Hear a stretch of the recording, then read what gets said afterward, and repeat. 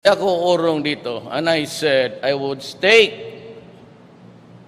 my honor, my life, and even the presidency.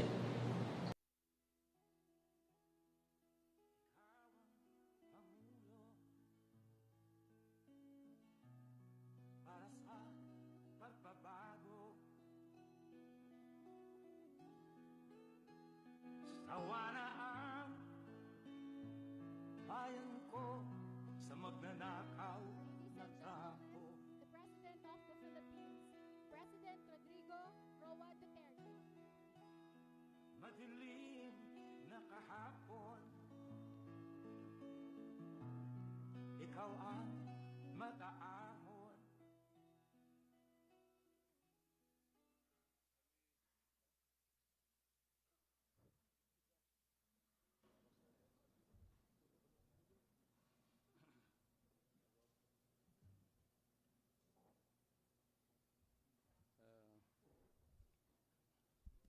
Can we have the remarks of Governor Faustino D. the third?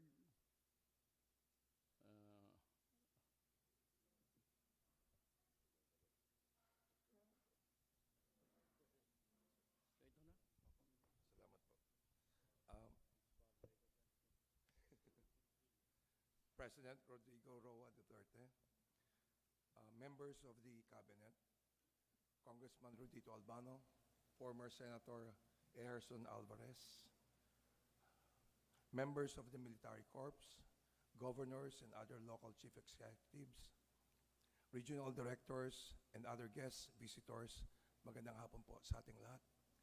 Welcome back. Ito po yung pangatlong pagkakataon, Mr. President, na bumisita po kayo sa aming lalawigan ng Isabela. Sana po idadalangin ko na sa mga susunod na pagbisita nyo ay hindi po tungkol sa briefing tungkol po sa calamity. Salamat po sa inyo pong pag-aalala at pagmamalasakit.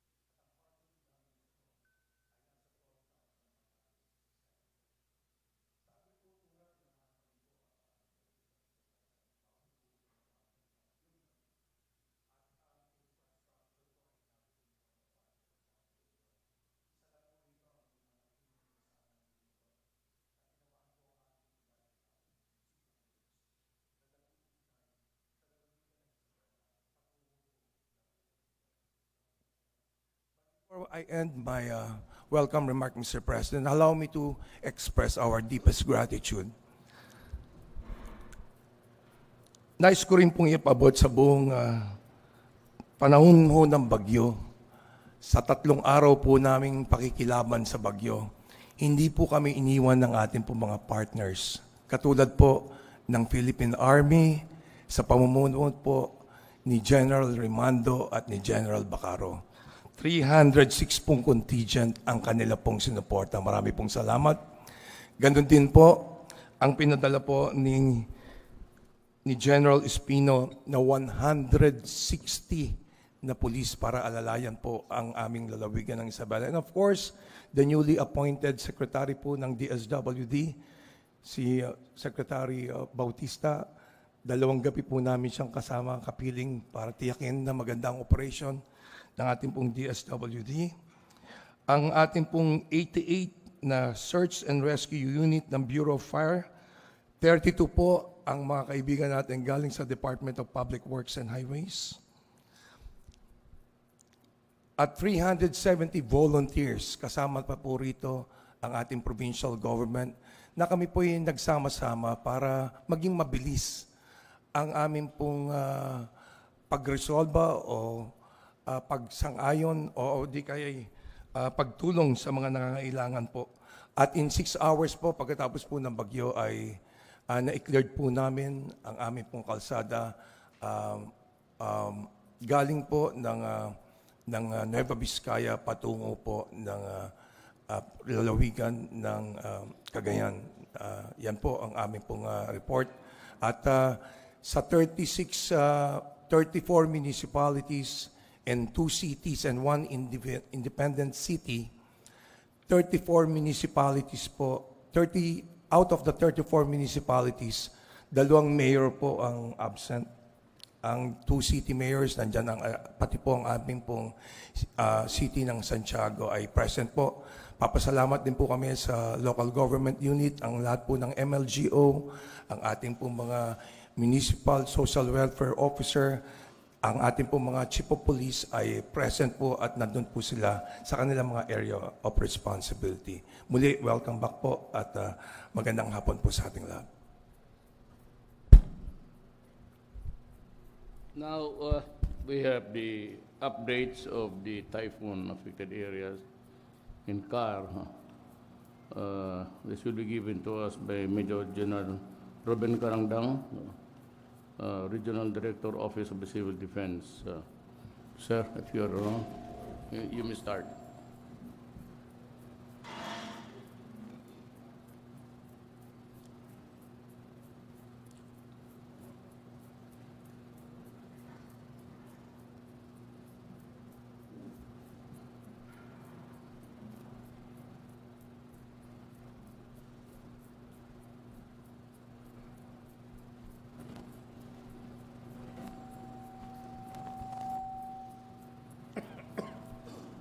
To our Commander-in-Chief and President of the Republic of the Philippines, His Excellency President Rodrigo Roa Duterte, sir, Governor of Isabela, Governor sir, and Governor of Mountain Province, Governor Lakwasan, sir, the Governor Puwa, sir, and the different cabinet secretaries who are with the President, our comrades in arms in the military and the Philippine National Police, the different regional directors, the different agencies.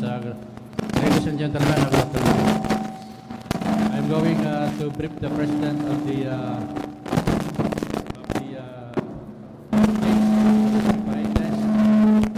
measures and response activities of the Cordillera Regional Disaster Residential Management Council and the effects of Typhoon Rosita. Next slide. Next slide, please. Sir, as shown in the chart is the route of taken by the storm Rosita that made landfall in the Bagyong Isabela last October 30 at 4 a.m. Next slide, please. And shown in the chart are the different activities that we have undertaken in the preparations for the landfall of Rosita, starting October 26. When the Council conducted the pre-disaster risk assessment meeting, and also on the same day from 5 p.m. to 7 p.m. we also attended the meeting at the Department of National Defense with the CDA Undersecretary Halad. And on the following day from 5 p.m. to 7 p.m. we also sent a letter to the regional director of the ALG requesting for the assistance on the advisory for the different local government units for the conduct of preemptive evacuation and forced evacuation if necessary based on the list that were given to us by MJB on the classified high landslide areas and very high flood prone areas in the region. Next slide, please. And on the following day, we conducted a second BTC meeting with the Civil Defense Administrator under Secretary Halad. And from 9 a.m. to 3 p.m., we have updated our red alert status from blue to red after our meetings here at the office of the Cordillera Regional Council in Baguio City. And on 10 p.m. Sunday, we sent also the letters to the different governors of the Cordillera regarding reminding them on the conduct of preemptive and forced evacuation based on the areas that were provided by the MGB as very high landslide areas and very high flood-prone areas. Next slide, please. And on Monday, sir, we conducted our final check on our preparations and readiness for the for the landfall of the storm Rosita. And I also personally surveyed those areas that we have identified that have large number of casualties during the past storm Ompong in Bengue and Tuba, Itogon, and La Trinidad. And also on that Monday, I deployed six of my personnel to the different provinces to assist the different provincial disaster and risk reduction management offices in the preparation for the landfall of Rosita. They consolidated, integrated, and supervised the conduct of disaster preparedness, and especially on the preemptive and forced evacuation. Next slide, please. And also on that day, Monday, sir, the search and rescue personnel headed by Brigadier General Imbang also reported to our Emergency Operations Center. And also on 3 p.m. of Monday, we have established our communication lines to the 6 provinces. And on Tuesday, 4 a.m., the Typhoon Rosita made the landfall in Dinapigi, Isabela. Next slide, please. So this is the chart summarizing the prevailing weather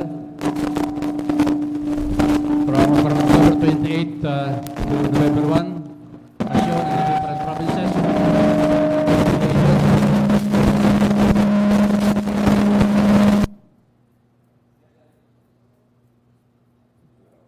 And we monitored the different incidents that happen in the region.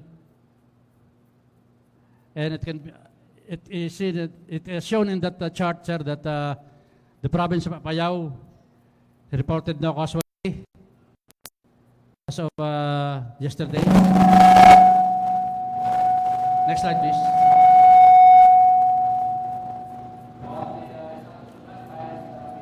Reported 21, and the power also in the region is also there are so many reports on power interruption, and we are also monitoring the dam in our area, the Amboclaw Dam, and also the Minga Dam. As of yesterday, sir, the Amboclaw Dam has 749.39 meters, and Minga Dam 553.64 meters. Next. On the affected population of the region, we have a total of 7,507 families, or 30,666 persons were affected in 224 barangays, 53 cities, municipalities, and 6 provinces of the Cordillera Administrative Region. As shown, sir, in that chart, Benguet has the number of affected barangays. Next slide, please. And on the displaced and served families, a total of 2,011 families, or 6,300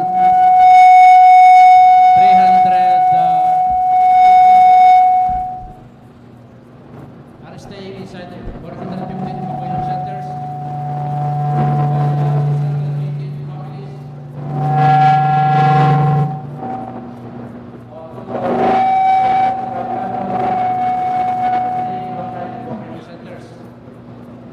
Or within the relatives and friends in the Cordillera Administrative Region. 629 families or 8,900.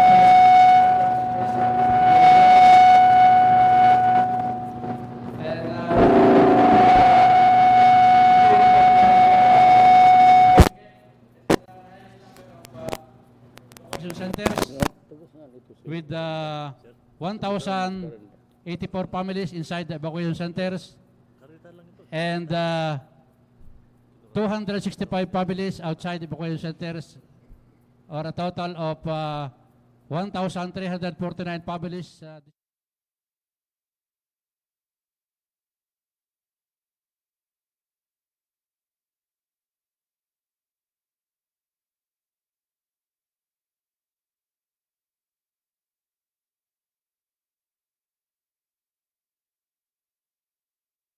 We have a total of 79 houses damaged and distributed. In Benguet, we have 5. In Kalinga, 7. In Mountain Province, 67 houses. Next slide, please. On the stockpile and standby funds, as reported by the DSWD, Drawback Report number 10, dated November 1 as of 0400, November 1. We have standby funds amounting to 50,187,541 pesos. And on stockpiles, we have 32,360 family food packs. And in the warehouse of Pugis, DSWD, La Trinidad, Benguet, amounting to 11,668,431.35, and food and non-food items amounting to 34,083,358.78. On the standby funds, we have an amount of 4,435,750.95 available for use for disaster response. Next slide, please.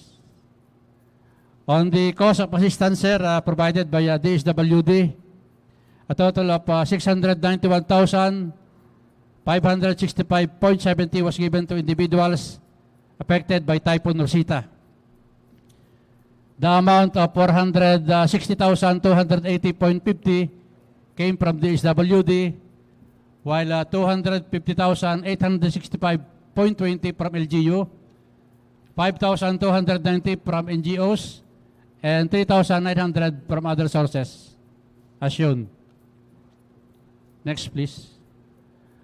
On the food and non-food items, the DSWD Field Office Cordillera has noted the following goods from DSWD, which is currently in transit to the following destinations. In La Trinidad, Kalinga, Abra, and the others are already received, sir, as of the report of the SWD. Next slide, please.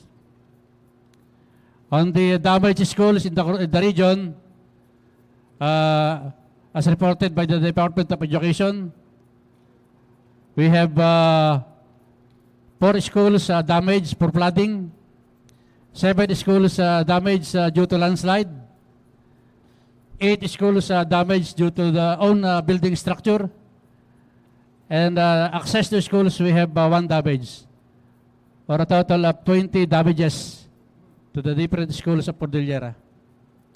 Next slide, please. On the casualties, we showed in that slide, sir, Kalinga has 1 dead. Mountain Province, 6. Ifugao, 6. A total of 13. And on the injured, we have in Ifugao, 4. Benguet, 1. Kalinga, 3. Mountain Province, 4. Total of 12. And 26 persons missing. 1 from Abra, 1 from Ifugao, and 24 in Mountain Province. Next slide, please. And the casualties are as shown in Kalinga, we have a casualty caused by landslide in Barangay Mabilong, Lubuangad. Dead 1, injured 3. In Ifugao, we have 6 dead, 4 injured, and 1 missing. Next slide, please. In the Mountain Province, as reported, we have 6 dead, injured 4, 24 missing. Next slide. And in Benguet, we have only 1 injured. And in Abra, we have 1 missing. Next slide, please. And I would like to show, sir, to the President, this is the picture of the DPWH Mountain Province 2nd District building. This is the artist perspective view. Next slide. During construction of that DPWH Mountain Province building, and after the onslaught of Typhoon Rosita that caused so many casualties and so many missing persons until this date. So that's all, sir, for my presentation, and thank you very much, sir.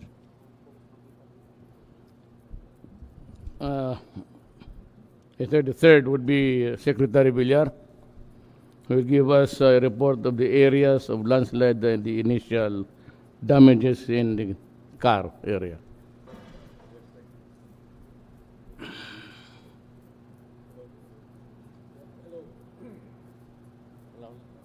Hello? Wala. Hello. Do you know why? Yeah. Okay. Sorry. Good afternoon po, Mr. President. I'd like to report on the updates of the status of national roads and bridges. Meron po kaming slide.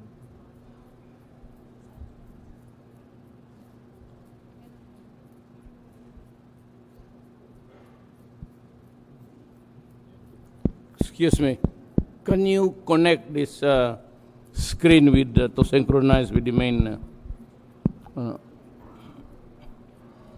Malayo na yun para sa mga mata namin. Hello. Slideshow, please. Nandyan? Okay.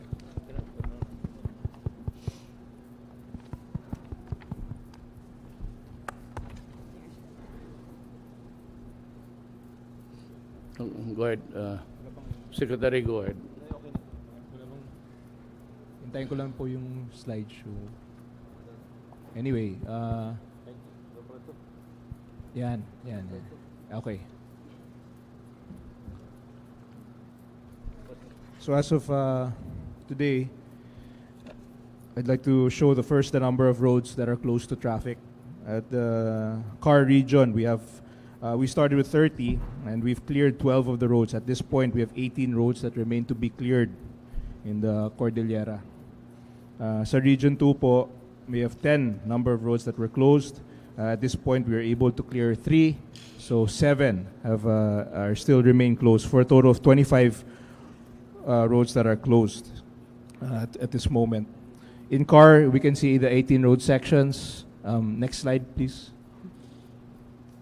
Next slide. Ito po yung mga road sections sa Car na closed. In about 2 major roads leading to Baguio City, 1 in Apayao, 2nd District, Benguet, 1 in Benguet, 2nd District, 2 in Ifugao, 3 in Ifugao 2nd, 1 in Lower Kalinga, 5 in Upper Kalinga, and 1 in Mountain Province 1st, and 1 in Mountain Province 2nd. This is road lead due to damaged bridges, scoured detour, bridge approach, road slip, rockfall, road cut. Marami pong landslide po sa Car region. Kaya marami pong road closures. We have some pictures. May idea po kayo sa scale po ng mga landslides. Ito po sa Talubin Barlig ng Tonin Paracelis Road. Kita nyo po, napaka-significant po yung volume ng area. In Region 2, there are 7 road sections that are closed due to high water elevation, scoured bridge abutments, and washed out detour roads. Isa po sa Cagayan first, isa po sa Nueva Vizcaya first, isa po sa Nueva Vizcaya 2nd, isa po sa Isabela 1st, isa po sa Isabela 2nd, and dalawa po sa Quirino. So ito po yung mga locations. Ang significant damage po dito sa Isabela is yung Sifu Bridge. Itong bridge is mahaba po itong bridge at 20 spans, 6 spans po na wipe out dahil sa volume ng tubig. And ang cost po, this bridge is, matagal na po itong bridge na to, 1971 po kinonstruct. So ang gagawin po namin, gagawa na lang ng bago na mas matibay. So this will cost us 90 million, itong Sifu Bridge. Malaki ba talaga yung buhos? Okay. 700. Ito po yung total cost of damage to date. Very partial list. Next slide. For Region 2, 793 million pesos. For CAR, 239 million pesos for a total of 1 billion 32 pesos. Next slide. Ito po yung district, unfortunately, ito po yung district engineering office that was wiped out by the landslide. At this point, we have 6 confirmed casualties, 4 rescued, and 21 still missing. Nakapag-deploy na po kami ng 150 DPWH personnel sa site. Unfortunately, hindi pa siya accessible sa heavy equipment. Kaya hirap din po kami sa recovery efforts. Nandun po ako kahapon sa site at meron pa kaming as much as 34 landslides na kailangan pa i-clear going to the area. Yung galing po sa papuntang Natonin from Paraceli, 2.5 kilometers na lang at 9 slides na lang ang kailangan i-clear bago makarating sa site. Sa kabila naman, sabay po yung dalawang teams namin, 47 kilometers away pa sila, and they still have to clear a total of 25 landslides before they arrive at the ground zero of the event. So napaka-challenging po dahil napakakapal ng putik at mahirap, hindi talaga yung medyo mabagal ang clearing despite our best effort. So we can only reach there on foot. And we are unable to bring all our heavy equipments to the area as of now. So, mano-mano po yung rescue efforts. So, hopefully, we still have 21 missing and hopefully, hopefully not that many casualties. So, ito po yung mga pictures ng site. And we conducted an aerial inspection earlier today. And I've gone on 2 aerial inspections for the site review. Unfortunately, hindi kami nakapag-landing dahil wala pong magandang landing site. So here are the pictures of the site of the District Engineering Office.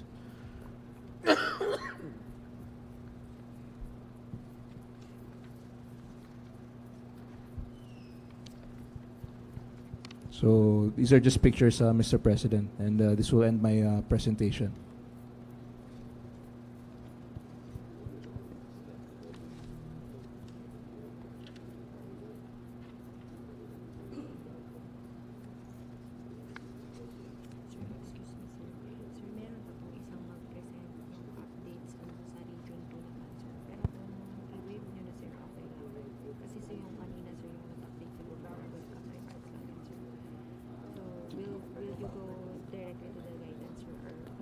We'll hear him out.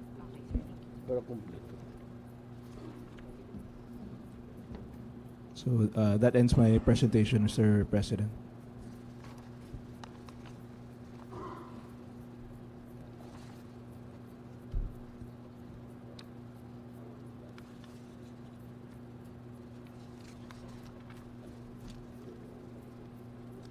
Nandito ka ba? Doon, ang bagyo? Nandito ka nung bagyo?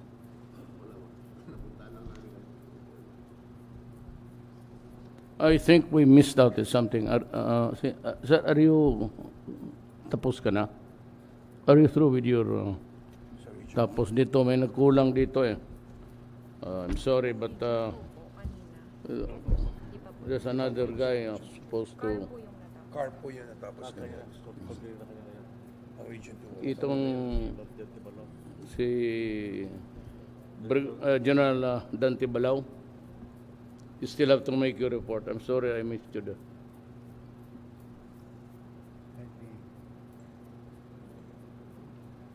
Tapos ka na, Mark.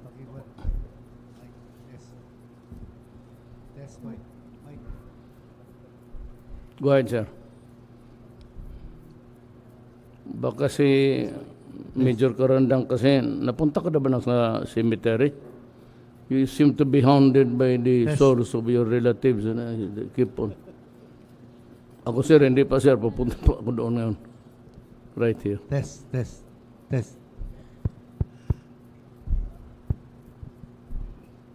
Magandang gabi, Mr. President and Sir. Members of the Cabinet. Magandang hapon pala. Gabi na. So, I will be briefing the President on what we did before and immediately after the onslaught of Typhoon Rosita. Next slide, please.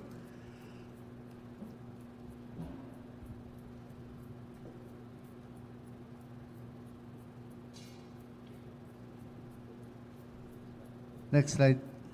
So as mentioned earlier, sir, the Rosita made landfall at Dinampige and passed through the southern municipalities and areas of Isabela before making an exit at about 3:30 p.m. from out of Region 2. Next. So we were in continuous monitoring and we established linkages with the LGUs being the cutting edge of our disaster management. Next slide. As early as October 25, the region has already declared red alert to the province of Batanes because of its initial track of going east and northwest. But after one day when we called for a pre-disaster risk assessment,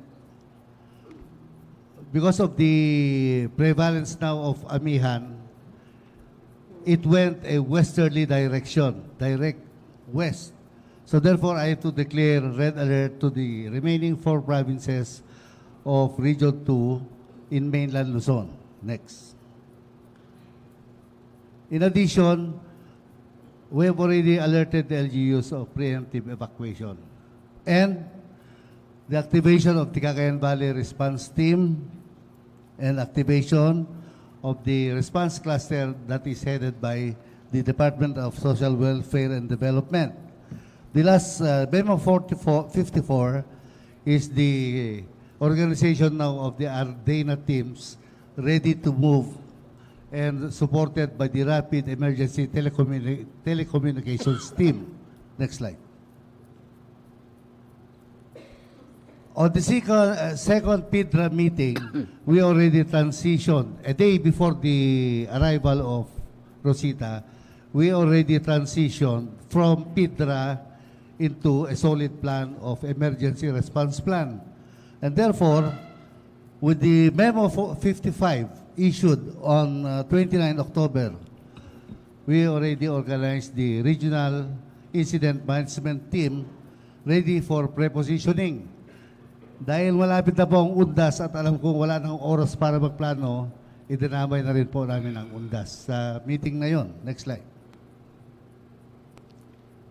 So, Memo 57, nag-meet na ang, I have directed for the cluster lead to meet for the response. And Memo 58, we have already planned for the deployment of the Ardena teams. Memo 59, I reissued an alert for possible flooding and landslide because of the rains brought by Typhoon Rosita. And Memo 60, those already at the evacuation center should not return to their homes because of the risk of floodings. Next slide. So a total, sir, is we have 24,883 individuals or 7,372 families of the provinces, 4 provinces in mainland Luzon. Next slide.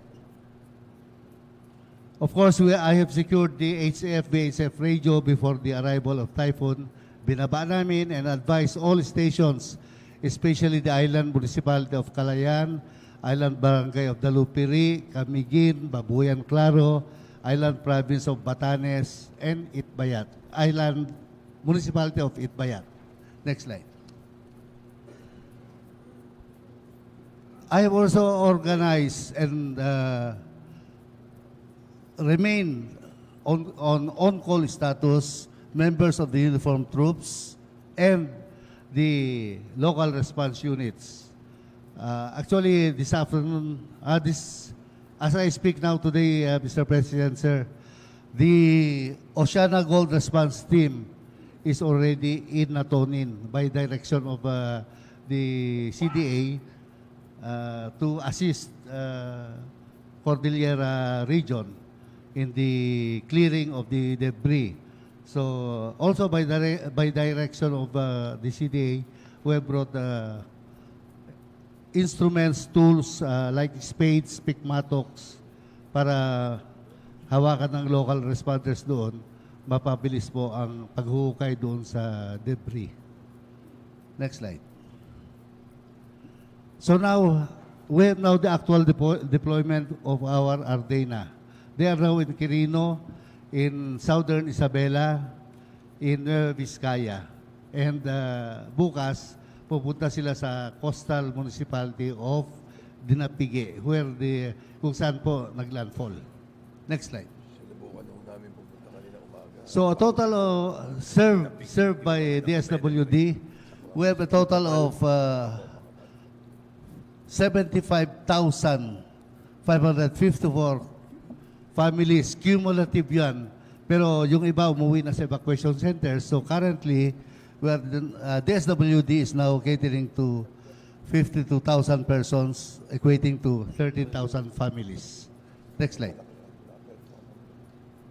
Merong nag-iisang casualty po sa Region 2 sa province ng Quirino and nag-iisang missing. So yan lang po ang may report namin na casualty. Yesterday, in the papers, may casualty na sinabi sa Isabela, but that is not typhoon-related po. Alam ni Governor D po yan because on the night of October 30, nagkaroon ho ng flash flood sa Roas Isabela. The Governor was supervising the rescue operations. Nagpadala po ang region ng Coast Guard elements and elements from the Philippine Army to augment the forces of Governor D. And immediately thereafter, nang gabi rin ng October 30, winarningan ko na yung Cagayan province, particularly the city of Tuguegarao, to evacuate, and the downstream municipalities of Abulog, Lasam, Amulong, Gataran, Alakapan. Kasi po, yung tubig na galing sa Isabela, sigurado ako na doon dadaan. So that night, sir, we conducted preemptive evacuation sa mga downstream municipalities of Cagayan, including the city of Tuguegarao. Next slide, please. Ito, sir, ang gusto kong ipaliwanag because every time may pagbaha, people are always pointing fingers at Magat Dam. Ang nangyari po sa Rojas, ang tubig na galing na sanhi ng baha, galing sa Sifu River, Magat Dam has nothing to do about it. Kasi ang tubig na galing sa Sifu River, sa Magat Dam ay hindi dadaan sa Sifu River. Babagsak po sa Cagayan River Basin. Because Sifu is located farther south. Magat Dam is located farther north. The capacity of Cagayan River, sir, the basin, sir, is 27 square kilometers. Ang capacity ng Magat Dam, sir, is 1.6 billion cubic meters. Hindi ako engineer, sir, pero gumawa ako ng calculation dyan. Katulong ang Pag-asa. Sa 25 millimeter of rain na ipatak doon sa 27,648 square kilometers, sir, ang total amount ng tubig na pupunta doon sa 27,000 square kilometers is only 719 million cubic meters. Vis-a-vis sa capacity ng Cagayan River Basin sa catchment area niya of 6.1 billion cubic meters, that is only 11% of it. So therefore, conclusion, yung tubig na dumaan sa Sifu River, sir, is galing sa slopes ng Mountain Province, Ifugao, Vizcaya. Kaya yun ang onrush. Yun ang rush ng tubig. And besides, Magat Dam, we can control the release of water. Kasi may gates yan. Ang slopes ng Cordillera, ang slopes ng Sierra Madre, ang slopes ng Caraballo, sir, wala tayong control. That is why, kahit na nasa downstream na yung mga bayan ng Abulog, Alakapan, Lasam, pag umulan sa Apayao side, sir, the eastern slopes of Apayao side, pagka bumaba yung tubig, wala tayong control because walang gate doon. That's why binabaha, sir. Plus, yung tubig na galing sa Cagayan River, main Cagayan River, doon binabaha, sir. So, yun po ang gusto ko i-correct sa mga taga-Region 2. Let us not easily point fingers sa Magat Dam because napakaliit ang containment, ang kayang contain ng Magat Dam.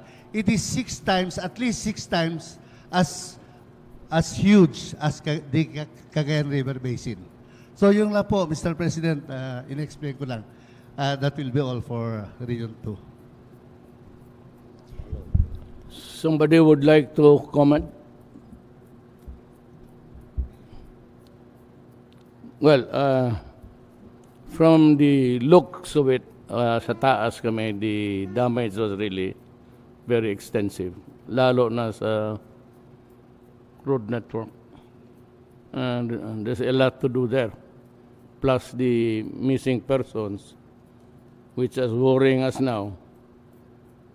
How many are still inside that DPWH?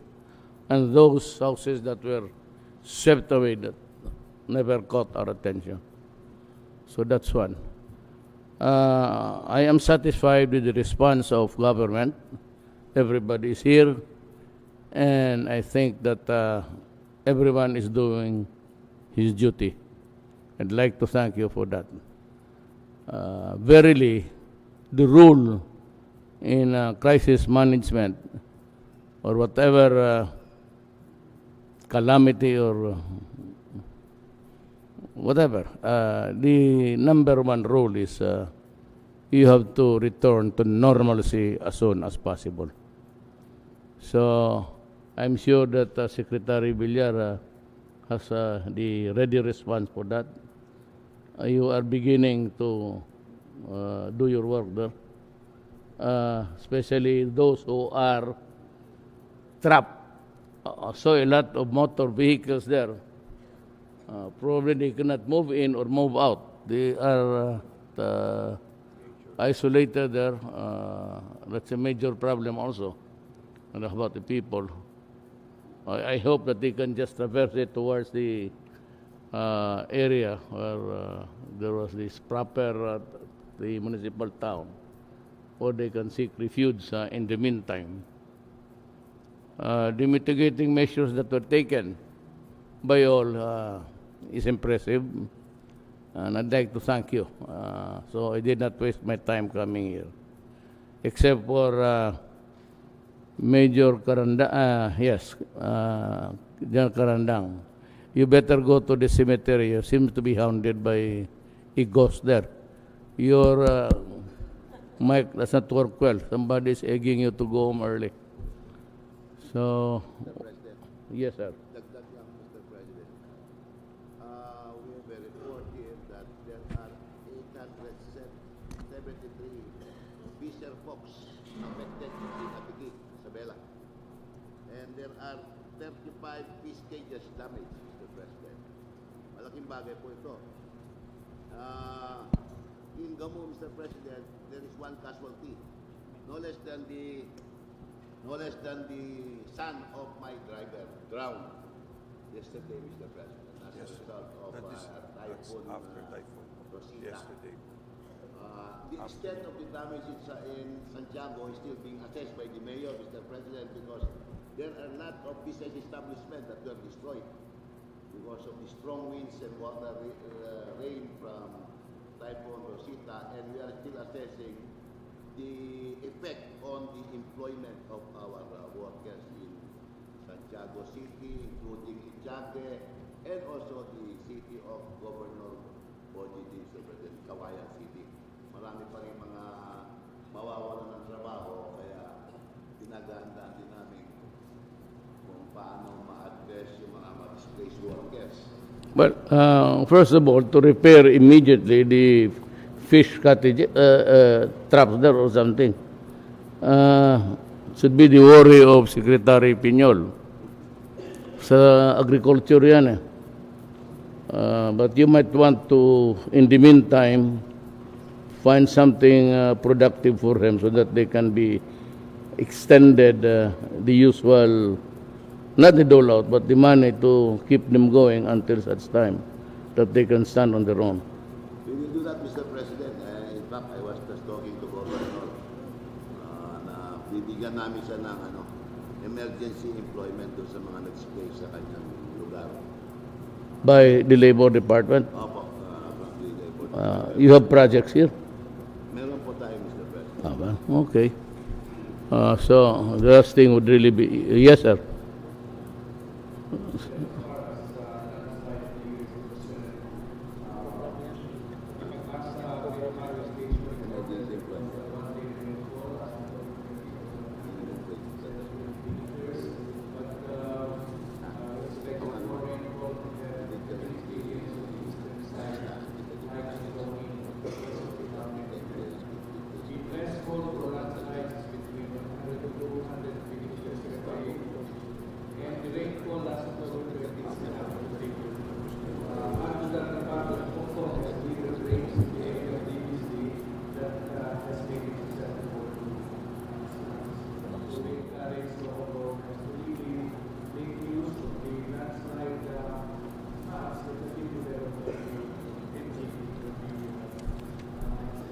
Is that map distribute? Boy, naibigay na ba ngayon yan o noon pa?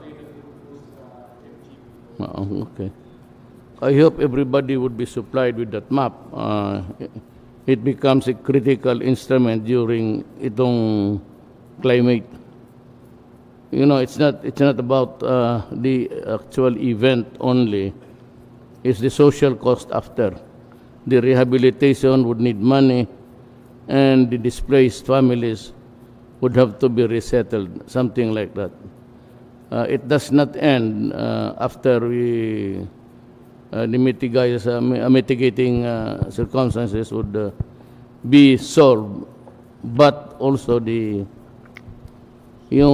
concomitant consequences of these lives.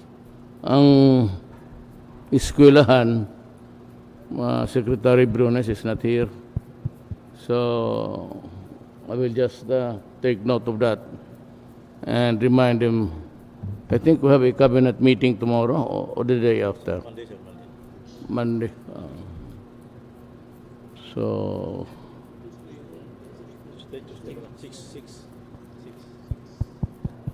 six. So okay man siguro. I think that we have reached the standard of response needed for this particular incident.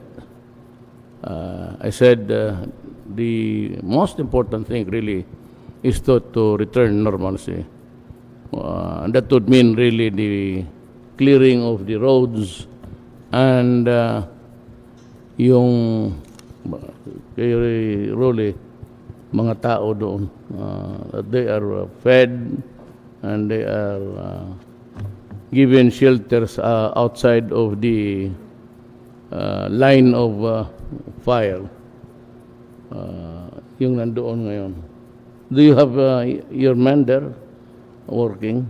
May mga tao ka doon? May mga pagkain na dala? So, May add po. yes, sir. Gusto ko pong, una po sa lahat, thank you po sa...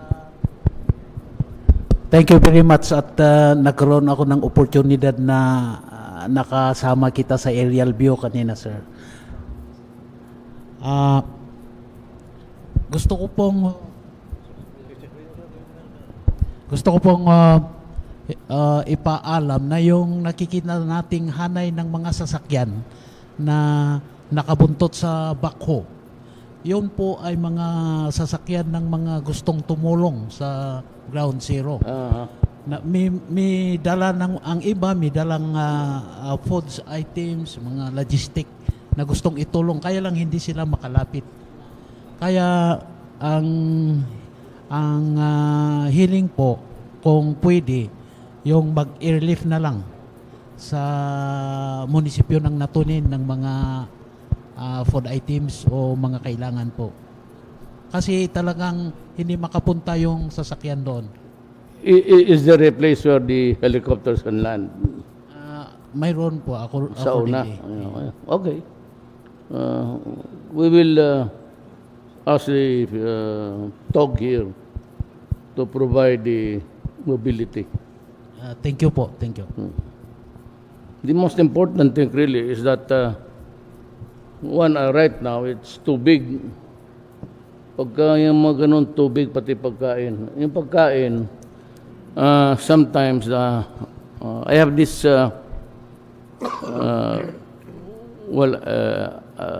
something like observation na wag ninyong bigyan ng yung kaldero, pati planggana, kasi wala yan silang malutuan and they have to gather the firewoods and everything. Ang dalhin naman, the first dalhin talaga ninyo is the pure protein and mga pan, ganun. Yung sardinas, kasi inumin lang yan. Ang iba kasi ang bigyan ng bigas, tapos magbigay ng cooking pots and the plangganas and all. They are of no use to those persons at this point. They are bewildered, disoriented, and probably the first thing really is for the health services guys to go there to treat the wounded, or if you are seriously suffering from injuries, that this should be right away be brought to the place where the choppers can land, and yung mga helicopters na magdala ng tulong doon for those that would needed medical attention, they can be retrieved there and brought here in the municipality or the city. Ganon. You have the services of the Air Force would only be too happy to help.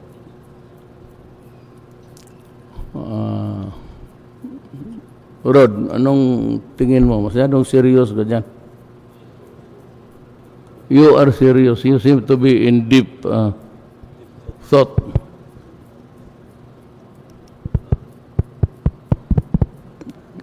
Mr. President, thank you.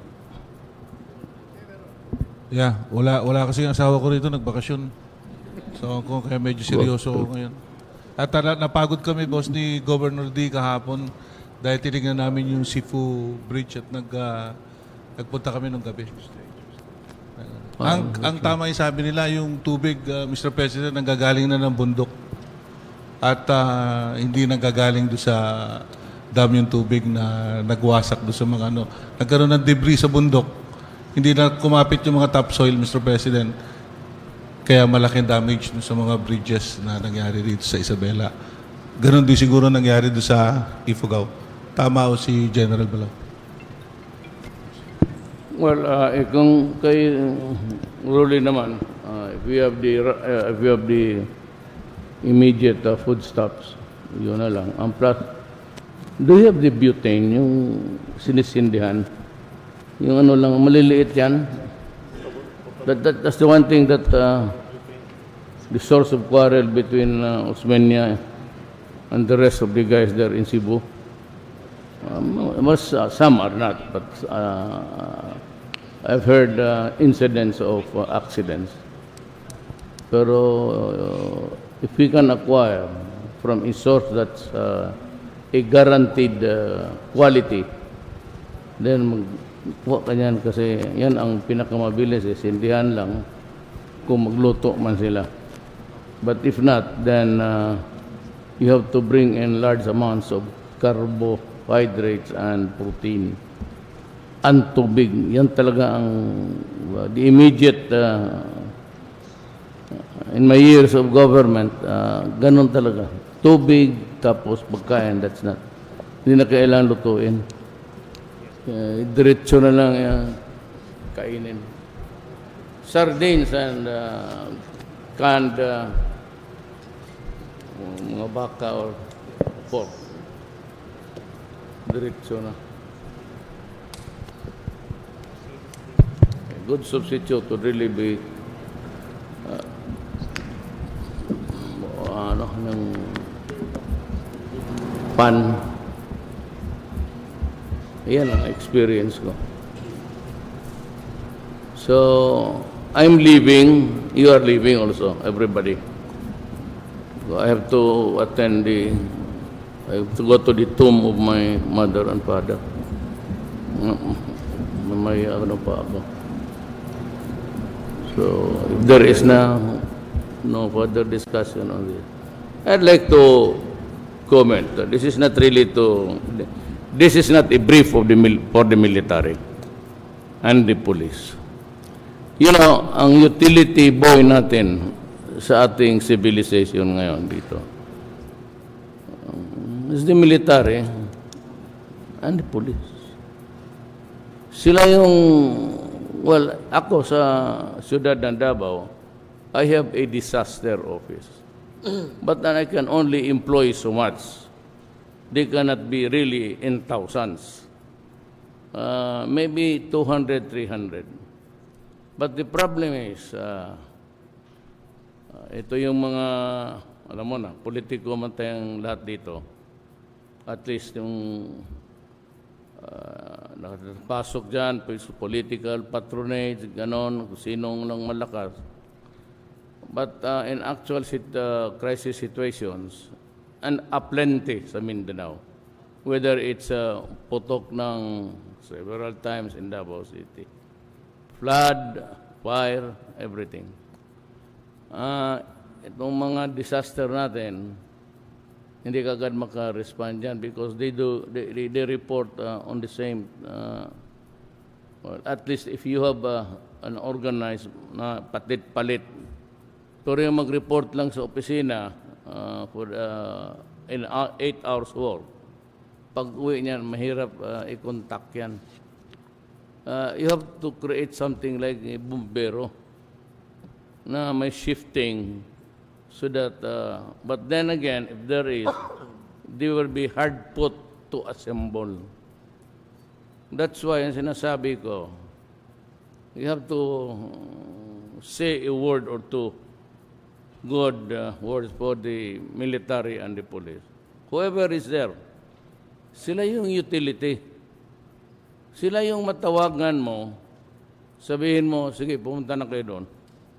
Right now. Police and military, and they have the number. Kung call lang doon sa Davao, I call yung mga nagtitraining sa police academy. So they are the utility. They fight, and sometimes they die. Then yung mga diggings, sa Cebu, they are the ones who can be ordered to do the massive task of digging on a 24-hour basis. Kaya ang ano ko lang kasi yung nakikita ko sino nang doon, yung mga sundalo, well, they are the only ones who can say no. And they are the ones who can say, we cannot climb that mountain. What do you mean? You cannot climb that mountain. You climb that mountain. Yung mga ganon, sila yon. So, if you can take care of your police and military guys there, kindly do some. Kasi yun talaga ang utility boy ng gobyerno. They deal in all kinds of sorts. Mr. President, can we activate yung mga engineering brigades? Because we have one in Echage, I think. Kung pwede natin mapalakas kasi parang kulang yung equipment nila. Tsaka lagi ko pinaglalaban sa Congress yung budget nung kung makagawa tayo ng engineering command para at least sa disasters, yun ang makatulong talaga sa amin, yung mga engineering brigades ng Army. They have the equipment, sir? Mukhang kulang yata yung equipment nila tsaka wala pa yatang engineering commands. I think we have only 3 engineering brigades sa buong Pilipinas, Mr. President. I'll tell you what, Rod. The workability, if there's such a word, the lifespan of an equipment, heavy equipment, depends so much on the maintenance. Yan lang. I'm not offending anyone. But sa gobyerno, nanibid sa pag nawalaan ng karburador yan, iwanan yan. So, nakaupo na lang yan doong makina. Hindi na. And even in the police, walang walang maintenance appropriation. Pag nasira yan, ibigay nga sa iyo bago. Pero pag may nasira niyan, especially those donated wala na yan. If they are out, if something is wrong with the engine or carburetor, it's knocked out. So, kung mag-investment tayo ng heavy equipment, it's going to be DPWH and the military, yung engineering battalions nila. And you can be sure that the maintenance is present and it would last longer. Yung sa iba, itong mga agencies, what I have really noticed, I'm sorry to say this to you bluntly, pag nasira yung isang gulong dyan, tapos mag-appropriate pa, wala na. Yung ambulansya, wala na rin. Simply because there is no effort for maintenance and the money that will be needed to do it. Kaya karamihan ng mga motor vehicles, naiiwan lang dyan. Except for DPWH, mayroon man silang mga, I think in Davao, you have a good garage there. Purang iba, ibigay ng mga donated by United Nations, ibigay. Sabi ko, hanggang dyan lang yan. Donated po to the agriculture, ganun. Pag nasira yan, tapos na ang laro dyan. So it's really a wastage. A lot of money has been wasted on because of no maintenance. There might be some effort there to look closely there.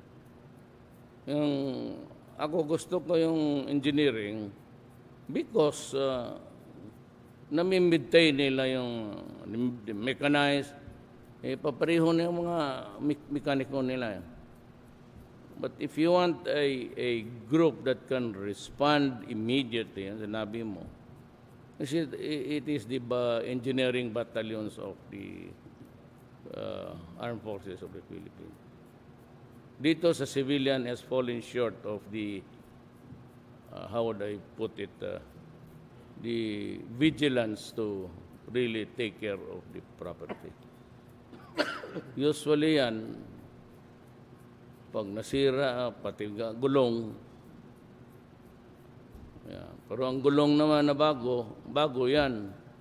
Hindi pa kailangan ng bago, mag-requisition na tapos ipagbili. That's the style of yan dito. Nahihinayang kasi ako. United Nations donated, hanggang ganun. And then, a few months later, makikita ko, from my experience, working for government, ganun. So, pagdating ng panahon, wala tayong sa limited resource also for the DILG, yung sa fire. There has to be a maintenance there. There has to be enough money to maintain yung bakit taga-Davao man kayo, nakita ninyong 911, it's well maintained, it's really funded every year.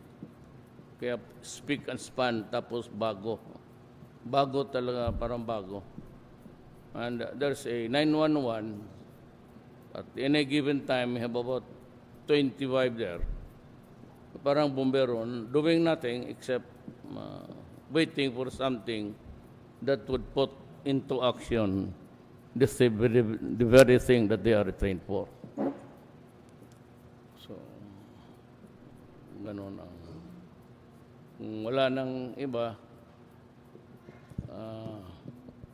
sino pa ba yung... Well, I think somebody should call the attention of money. So, sino ang taga-agriculture? You might want to make a report, ask money to come in. Kasi pati yung fish cages doon sa dagat, kanya yun eh. It's part of the agricultural tract. Kanya yun. Pati isda. So, sige man sa yabang na marami siyang pera, now is the time for him to spend all of them. Yes, sir. You can make a report or ask him that I am asking you to tell him that there's a problem which they have to attend to dito sa dinaanan ng bagyo. Bigyan man sa money. But hindi ko naman I was thinking that I would be only one coming here. I was not expecting all of you guys to be here. Pero nandito na tayo, just might as well, good as any other time, to remind him of yung problema dito. We have the funds for that. Every department is provided the money. So it's the only thing to do now is just really to work on it tomorrow siguro para matulong. But ang road, maraming putol. Mark, kaming putol. You have flown there in the area. How many days do you think you can repair the road network there?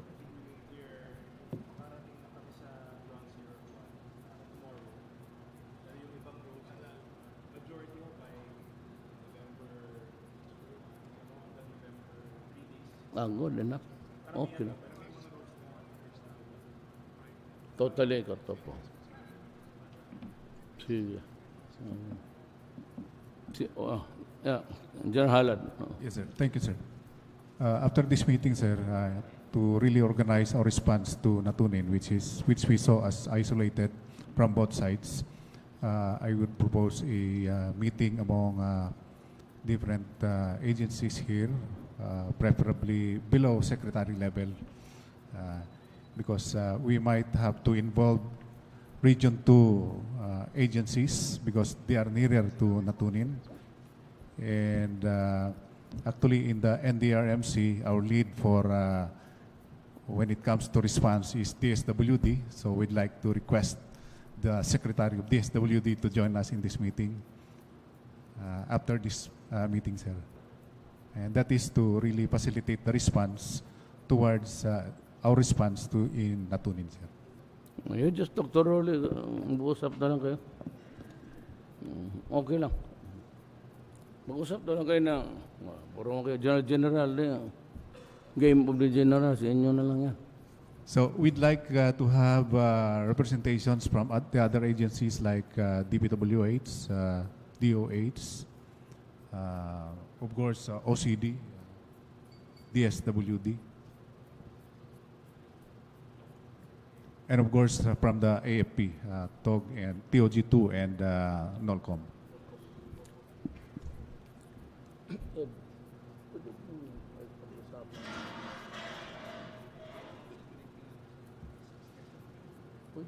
Pwede po depende sa'yo. Yes, sir. Can I make a statement about the ising pinakaan? Para itong mga police dito. Yes, sir. It's a lousy... Yes, sir. I relieve already the superintendent of PNP. Yes, sir. Now, there was this development, itong ano. So something to do with the police. So all the police that are listening now might want also to be conscious of the fact that the police there is to maintain, well, protect our main, the commonality of our duty, armed forces, the uniformed policemen, is to protect and preserve the nation and to protect the people. That's about it. Ito ngayon, I was reading a report kasi sa aking office about that incident of the police na, and I'm warning you, I will never tolerate that kind. Na yung hazing at pinakain nila yung ari nila doon sa they will be dismissed. I will dismiss them. I have no place for people. You know, you give me a soldier from the PMA or from the PNPA. Nandoon tapos you rob them of his dignity. You dehumanize him. And he goes out feeling tapos maging opisyal yan, maging general. Tapos gawain mo ng gano'n, pakainin mo ng... ako dumaan ako ng hazing. I endured pain. I was hospitalized. But kaming mga yung mga elders, we really wrote them a formal letter signed by Justice Acosta. So, mga brad ko yan classmate ko, Justice Acosta, Timothy, yan. We specifically place it bluntly there that yung ginawa sa amin, okay lang yun. Tapos na yun Yung hampas, bugbog. But itong klaseng hazing na pakainin mo yung tao, puro kayo lalaki. He will go out of that academy almost robbed of his humanity. And he will also remember that. Ako kasi, hindi naman ako nagyayabang. I'm just trying to tell you that I really do not like this kind of shit. Sa hazing, yung panahon namin, sa frat, may taga-Davao, dalawa kami. So, gusto nila na maghalikan kami ang pinaka, noon si Rosana Roses, pati si Marquez, yung mga bombastar. Sabi niya, sige, maghalikan kayo. Sabi ko, Master, masusuka ako. Sabi ko, I cannot do it. Masusuka ako. Sabi niya, quit. Sabi ko, hindi ako mag-quit. Basta ayaw ko yan. Maghanap kayo ng iba. Gusto niyo, patayin na lang niya ako, okay lang. Sabi nila plus 300 na palo. Sabi ko, good. So I was hospitalized after that. Yung mga ganon. Tapos sa lalaki, ihian mo yung bunganga. I don't need that kind of policeman. Not for me during my time in my generation, for the next generation of Filipino. You do not train a soldier or a policeman who goes out of the academy with a trauma. It's a deep psychological insult yan and it stays in the head. And kayo, maligayahan ka na po, makita mo yung tao na anong ginawa mo. And that kind of thing is really taboo. Hindi yan gawain ng lalaki.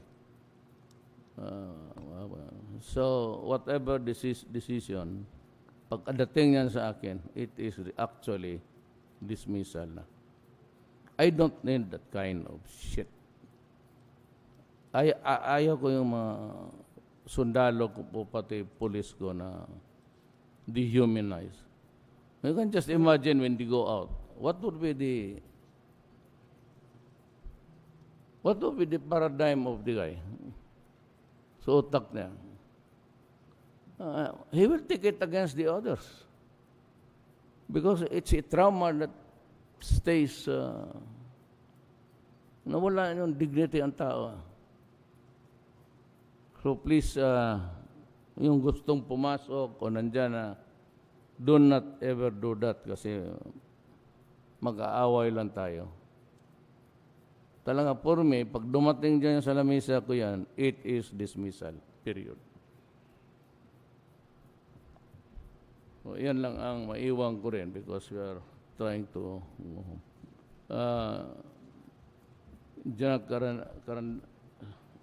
Karandang, you better go to, where are you from, sir? From Lipa City, Batangas po, sir. You have to go home? Ngayon? Sir, I have two PDs were tasking first the problem, sir. Have you visited already the cemetery? Not yet, sir. Ay, kaya nga hinahabol ka ng wakwak ng sinong namatay. Umuwi ka muna, punta doon sa cemetery, then just go back. We all have our obligations to the dead.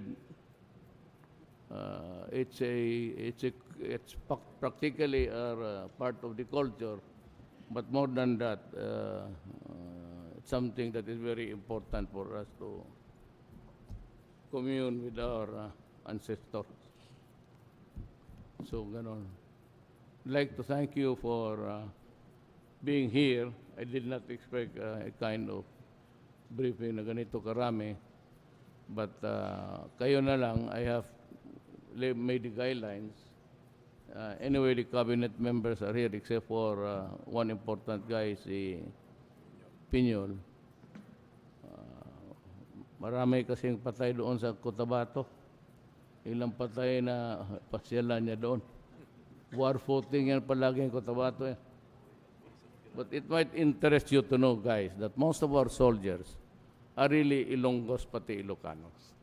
It is the warrior the tribes of our country. Karamihan dyan, Ilocano, Ilonggo. Not the Ilonggo of Panay. Wala yun. It's the Ilonggo ng Cotabato, pati Ilocano ng... the guy beside me is an Ilocano from Pikit. Sana ito sa Bakbakan. So, happy All Saints. Bakit naman bagay itong tarantado talaga itong mga Katolikong puta? Bakit may All Souls Day tapos may All Saints Day? Gusto, hindi nga natin alaman yung mga santo na yung sino yung mga gago na yun. Mga lasinggo.